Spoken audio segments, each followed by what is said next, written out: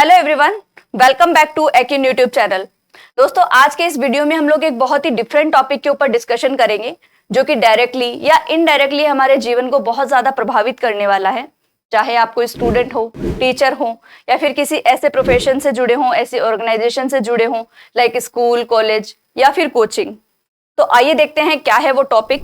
Yes, आज हम लोग डिस्कशन करेंगे एनईपी यानी कि नेशनल एजुकेशन पॉलिसी के बारे में, जिसे भारत सरकार द्वारा लॉन्च किया गया था 2020 में। तो क्या बड़ा कारण रहा इस नई शिक्षा नीति को लेकर आने के पीछे, किस तरीके से ये नई शिक्षा नीति हमारे जीवन को प्रभावित करेगी, उसी विषय के ऊपर आज हम लोग डिस्कशन करेंगे। तो आइए देखते हैं। दोस्तों, अगर मैं बात करूं आज से 34 साल पहले की हमारे जीने के तौर तरीकों में, हमारे थॉट प्रोसेस में, तो बहुत सारे बदलाव हुए हैं। बहुत तेजी से हमारा थॉट प्रोसेस जो है वो चेंज हुआ है। हमारे जो जीवन जीने के तौर तरीके हैं उनमें हम लोग बहुत ज्यादा तेजी से चेंज हुए हैं। अगर हम बात करें एग्रीकल्चर के बारे में, तो सभी जानते हैं कि भारत बरसों से एक कृषि प्रधान देश रहा है। कृषि करने के हमारे जो तौर तरीके हैं वो बहुत ही परंपरागत होते थे, बहुत ही पुराने तरीके से हम लोग कृषि करते थे। बट आज की अगर हम बात करें तो आज एग्रीकल्चर में भी हम लोग मॉडर्न टेक्नोलॉजी का यूज कर रहे हैं। इसमें भी हमारा थॉट प्रोसेस जो है, हमारे एग्रीकल्चर के तौर तरीके हैं, उनमें बहुत सारे बदलाव हुए हैं। आज हम हमारी फसलों की मॉनिटरिंग कर रहे हैं ड्रोन के थ्रू, या फिर जो हमारे सिंचाई के साधन हैं वो बहुत ज्यादा एडवांस हो गए हैं, मॉडर्न हो गए हैं। उसी तरीके से अगर हम मार्केटिंग की बात करें तो मार्केटिंग में भी बहुत सारे चेंज हुए हैं। आज एक सिंगल क्लिक के ऊपर बड़े बड़े ब्रांड्स, बड़ी बड़ी कंपनीज हमारी स्क्रीन पे अवेलेबल होती है, जिस वजह से हमारा जो डोर टू डोर जाकर के मार्केटिंग का तरीका था उसमें बहुत सारे चेंज हुए हैं, बहुत तेजी से बदलाव हुए हैं। उसी तरीके से अगर हम व्हीकल्स की बात करें तो व्हीकल्स में हमारे जो पुराने स्कूटर्स थे, मोटरसाइकिल्स थे, उनमें बहुत सारे अपडेट्स होकर के, बहुत सारे चेंजेस होकर के आज हम ऑटो स्टार्ट गाड़ियों का इस्तेमाल कर रहे हैं, ईवी का यूज कर रहे हैं। उसी तरीके से अगर ट्रैवलिंग की हम बात करें तो ट्रैवलिंग में भी बहुत सारे चेंजेस हुए हैं। आज हम लोग ऑनलाइन टिकट्स बुक कर रहे हैं, ऑनलाइन हमारे ट्रैवलिंग के प्लान्स बन रहे हैं। वॉर की अगर हम बात करें या फिर किसी भी सेगमेंट में देख लीजिए, हर एक सेगमेंट में बहुत सारे चेंजेस हुए हैं, बहुत सारे बदलाव हुए हैं। तो उसी तरीके के बदलाव की आवश्यकता है हमें हमारे एजुकेशन सिस्टम में भी। एजुकेशन सिस्टम में उस बदलाव को लाने के लिए, उस मॉडर्न टेक्नोलॉजी को लेकर आने के लिए भारत सरकार द्वारा जो नई शिक्षा नीति है उसको लाया गया है, जो नई एजुकेशन पॉलिसी है उसको लाया गया है। तो ये जो नई एजुकेशन पॉलिसी है ये एक स्टूडेंट के जीवन को किस तरीके से प्रभावित करेगी, उसके ऊपर एक बार हम लोग डिस्कशन करते हैं। हमारी जो स्कूली शिक्षा का लेवल है, हमारा जो कॉलेज शिक्षा का लेवल है, उसमें किस तरीके के बदलाव देखने को हमें मिलेंगे इस नई एजुकेशन पॉलिसी के तहत, उसी के बारे में हम लोग बात करेंगे। दोस्तों, आज से पहले का जो हमारा स्कूली शिक्षा का स्तर था वो 10+2 के स्ट्रक्चर पे काम करता था। बट नई शिक्षा पॉलिसी के तहत उसमें काफी सारे चेंजेस किए गए हैं। नई शिक्षा पॉलिसी के तहत उसमें चेंज करके उसको 5+3+3+4 इस स्ट्रक्चर में कन्वर्ट कर दिया गया है। इसे हम इन स्टेजेस के थ्रू भी देख सकते हैं। जो पहली स्टेज होगी वो है फाउंडेशन स्टेज, जो दूसरी स्टेज होगी वो है मिडिल स्टेज, एंड जो लास्ट स्टेज होगी वो है फाइनल स्टेज।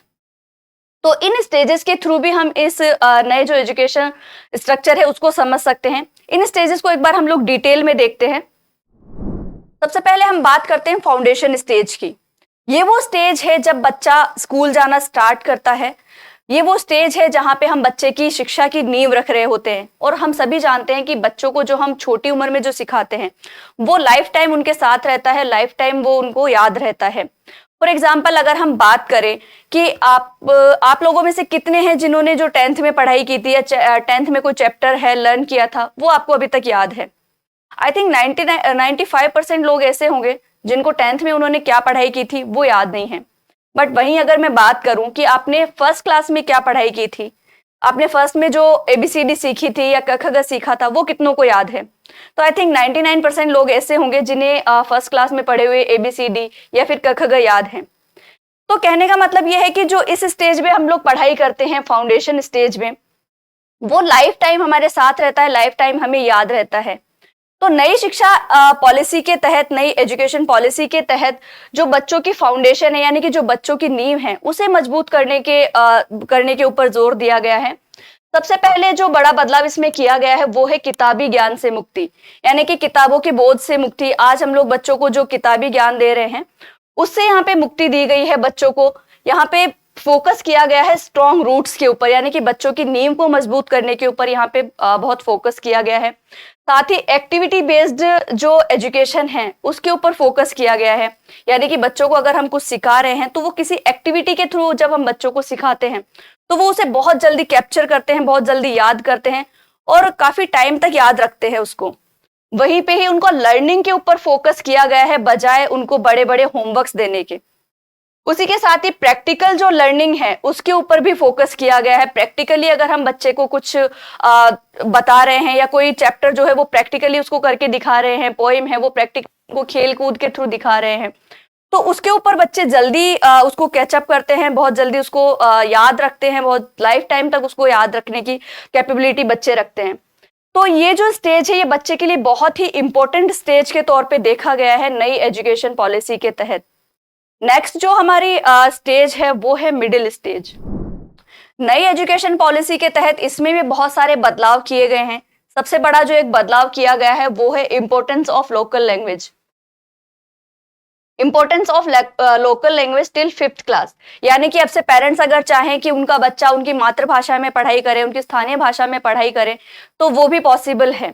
अब से पेरेंट्स अपने बच्चे को आपकी जो मातृभाषा है, चाहे आप किसी भी स्टेट से बिलोंग करते हो, किसी भी भाषा से आप बिलोंग करते हो, चाहे गुजराती, मराठी, उसमें भी आप अपने बच्चे को एजुकेशन दे सकते हैं 5वीं कक्षा तक। इससे क्या है, हमारे बच्चे जो है हमारी मातृभाषा से जुड़ेंगे, उन्हें हमारी मातृभाषा का ज्ञान होगा और एक जो हमारी संस्कृति है उससे वो जुड़ा हुआ महसूस करेंगे।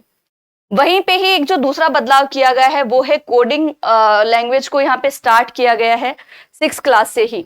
बाकी के देशों की अगर हम बात करें तो वहां पे 5वीं कक्षा से ही कोडिंग स्टार्ट हो जाती है, बच्चे कोडिंग सीखना स्टार्ट कर देते हैं। उसी तर्ज पे नई एजुकेशन पॉलिसी में भी बदलाव करके कोडिंग को एक बहुत ही इंपॉर्टेंट सब्जेक्ट के तौर पे रखा गया है 6th क्लास से ही। दूसरा जो चेंज यहाँ पे हमें देखने को मिलेगा वो है अंग्रेजी भाषा की अनिवार्यता समाप्त कर दी गई है, यानी कि जो जबरदस्ती का अंग्रेजीकरण होता है आजकल स्कूलों में उसे पूरी तरीके से समाप्त कर दिया जाएगा और अंग्रेजी को सिर्फ एक सब्जेक्ट के तौर पे रखा जाएगा स्कूलों में। अब हम बात करते हैं फाइनल स्टेज की। ये वो स्टेज है जहां पे 9th से लेकर के 12th क्लास तक के बच्चों को शामिल किया गया है। इस स्टेज में बच्चे को उनके फ्यूचर के लिए रेडी किया जाएगा। यहाँ पे बच्चे का जिस भी सब्जेक्ट में इंटरेस्ट है उसके ऊपर फोकस किया जाएगा। वहीं पे ही उनको अपने जो फ्यूचर के लिए जो गोल्स उन्होंने डिसाइड किए गए हैं उनको अचीव करने के लिए बच्चे को मोटिवेट किया जाएगा। वहीं पे ही नई शिक्षा पॉलिसी के तहत एक और जो सबसे बड़ा बदलाव लाया गया है वो है एंड ऑफ स्ट्रीम सिस्टम, यानी कि अब तक कोई भी स्टूडेंट जो है वो आर्ट्स की अगर कोई स्टूडेंट पढ़ाई कर रहा है और उसका इंटरेस्ट फिजिक्स में भी है तो वो फिजिक्स की पढ़ाई नहीं कर सकता था। बट नई शिक्षा पॉलिसी के तहत बहुत सारे बदलाव ऐसे किए गए हैं जिससे कि अगर किसी बच्चे ने आर्ट्स सब्जेक्ट ले रखा है बट उसका इंटरेस्ट जो है वो फिजिक्स में भी है या अकाउंट्स में भी है तो वो फिजिक्स की भी पढ़ाई कर सकता है। वहीं पे ही अकाउंट्स का कोई छात्र है उसका इंटरेस्ट अगर हिस्ट्री में है तो वो हिस्ट्री की भी पढ़ाई कर सकता है। तो इस तरीके से बहुत सारे चेंजेस किए गए हैं नई शिक्षा पॉलिसी के तहत। वहीं पे ही एक और जो बड़ा बदलाव किया गया है वो है बोर्ड्स एग्जाम्स में, यानी कि जो बोर्ड्स एग्जाम है वो बच्चा अपनी पसंद की भाषा में दे सकता है, चाहे वो हिंदी हो या फिर इंग्लिश हो। वहीं पे ही जो रट्टा मारने की क्षमता है बच्चों को, बजाय रट्टा मारने के उनका जो सीखने की क्षमता है उसके ऊपर फोकस किया जाएगा। वहीं इसकी जो मार्कशीट उनकी जो डिजाइन की जाएगी वो 360 डिग्री के असेसमेंट के आधार पर ही की जाएगी, यानी कि बच्चे को जो फाइनल मार्क्स दिए जाएंगे वो उनके ओनली जो 12th में उसके जो मार्क्स आए हैं उसके आधार पर उनकी मार्कशीट नहीं बनाई जाएगी, बल्कि ओवरऑल जो बच्चे का बिहेवियर रहा हो, ओवरऑल जो बच्चे की एक्टिविटीज रही हो, चाहे वो एक्स्ट्रा करिकुलम एक्टिविटीज हो या फिर बच्चे के अपने टीचर्स के प्रति बिहेवियर हो या फिर अपने फेलो स्टूडेंट्स के प्रति, अपने सहपाठियों के प्रति उसका बिहेवियर हो, ओवरऑल बिहेवियर के आधार पे ही बच्चे की मार्कशीट को डिजाइन किया जाएगा, उसी के आधार पे ही बच्चे को अंक दिए जाएंगे। तो इस तरीके से स्कूली शिक्षा में बहुत सारे बदलाव किए गए हैं हमारी जो नई एजुकेशन पॉलिसी है उसके तहत। अब हम बात करते हैं कॉलेज लेवल की। जब बच्चा अपनी स्कूली शिक्षा खत्म करके कॉलेज लेवल पे जाएगा तो किस तरीके के चेंजेस, किस तरीके के बदलाव हमें देखने को मिलेंगे नई शिक्षा नीति में, उसके ऊपर हम लोग डिस्कशन करते हैं। एक जो सबसे बड़ा बदलाव लाया गया है नई शिक्षा पॉलिसी के तहत वो है कॉमन एप्टीट्यूड टेस्ट का। इसका मतलब ये है कि बच्चा, कई बार क्या होता है बच्चा इंटेलिजेंट है बट फिर भी 12th में उसके कम मार्क्स आ गए हैं कारण चाहे जो भी रहा हो, चाहे उसका कोई फैमिली इशू रहा हो या फिर कोई हेल्थ इशू हो गया हो उसके एग्जाम के टाइम पे, जिस वजह से बच्चे के कम मार्क्स आ गए हैं, उस वजह से बच्चा अपनी मनपसंद के कॉलेज में एडमिशन नहीं ले पाता है। वहां पे ये कॉन्सेप्ट लाया गया है कॉमन एप्टीट्यूड टेस्ट का। इस टेस्ट के माध्यम से बच्चा अपने मनपसंद के कॉलेज में एडमिशन ले सकता है। यहाँ पे एडमिशन के टाइम पे बच्चे को एक टेस्ट देना होगा। इस टेस्ट में जो भी मार्क्स आएंगे, इस टेस्ट में आपका जो भी एनालिसिस किया जाएगा उसको मर्ज किया जाएगा आपकी 12th के मार्क्स के साथ में। अगर बच्चा कैपेबल है, अगर बच्चा योग्य है, एलिजिबल है, तो इसमें जो मार्क्स आएंगे उसके आधार पे बच्चे को अपने मनपसंद कॉलेज में एडमिशन भी मिल सकता है। तो इस तरीके से एक बहुत ही अच्छा ये कॉन्सेप्ट लाया गया है कॉमन एप्टीट्यूड टेस्ट का। नई शिक्षा नीति के तहत एक और जो सबसे बड़ा बदलाव किया गया है वो है multi entry and multi exit system.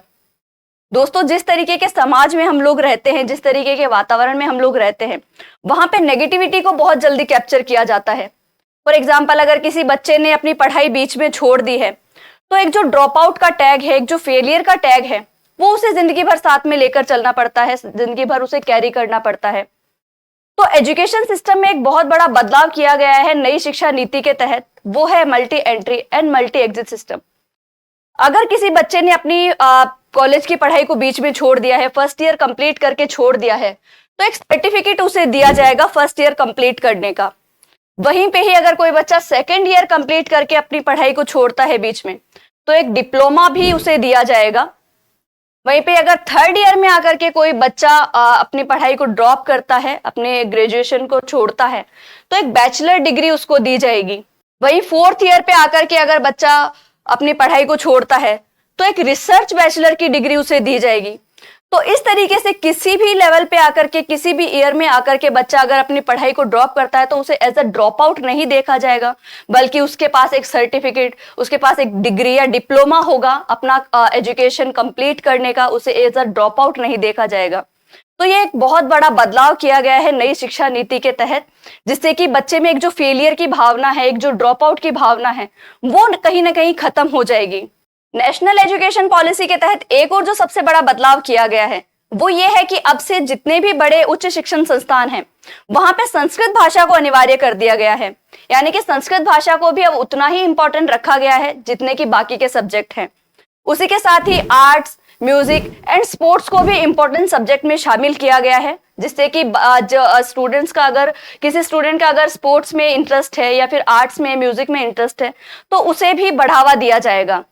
वहीं पे ही फीस स्ट्रक्चर में बहुत बड़ा बदलाव किया गया है, यानी कि एक फीस तय कर दी गई है। एक निर्धारित फीस से ज्यादा कोई भी ऑर्गेनाइजेशन बच्चे से ज्यादा फीस नहीं ले सकेंगे।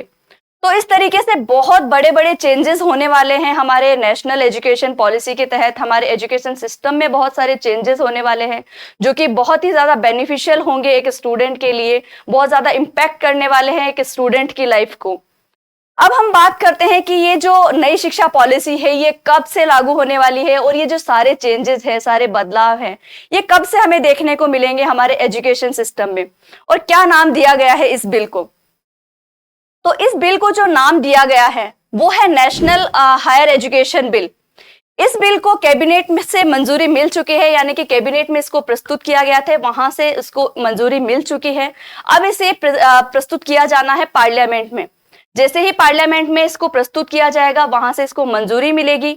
ये सारे जो चेंजेस हैं, सारे जो बदलाव हैं, ये लागू हो जाएंगे हमारे एजुकेशन सिस्टम में। ये पॉलिसी जो है वो लागू हो जाएगी हमारे एजुकेशन सिस्टम में। तो इस तरीके से हमारे जो स्टूडेंट लेवल है उसके ऊपर बहुत सारे बदलाव हमें देखने को मिलेंगे अब से। तो अभी तक इस वीडियो में हमने सिर्फ स्टूडेंट लेवल पे क्या बदलाव होने वाले हैं इसके ऊपर डिस्कशन किया था। हमारे जो आने वाले वीडियो है उसमें हम लोग डिस्कशन करेंगे कि नई शिक्षा नीति के तहत एक शिक्षक के जीवन में किस तरीके के बदलाव आने वाले हैं, किस तरीके से चेंज करने वाली है एक शिक्षक के जीवन को ये पॉलिसी। वहीं पे ही स्कूल लेवल पे, कॉलेज लेवल पे किस तरीके से इम्पैक्ट करेगी ये नई शिक्षा पॉलिसी हमें, उसके ऊपर हम लोग डिस्कशन करेंगे।